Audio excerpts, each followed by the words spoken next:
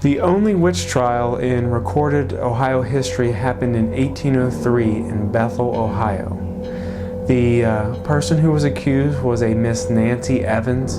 Her home would have resided right now where there is currently a speedway station. It's on the corner of 125 and 232. There's actually a dip there where the pond where she was actually tried once was.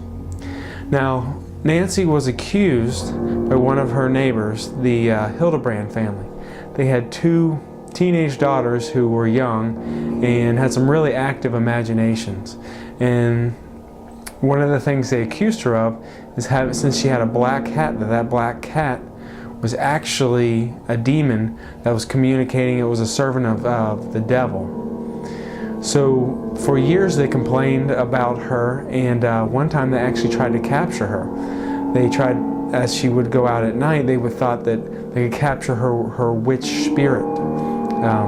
And they tried to capture her in a bag of Lindsay Woolsey. Now, she was actually tried, the way they tried her, if she would have been found guilty, she would have had one or two things happen to her. One, she would have been burned at the stake. Two, she would have been drowned.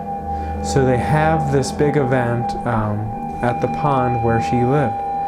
They put a scale out, and on one side of the scale, it was one of those scales where it was kind of like a teeter-totter, so it kind of evens out.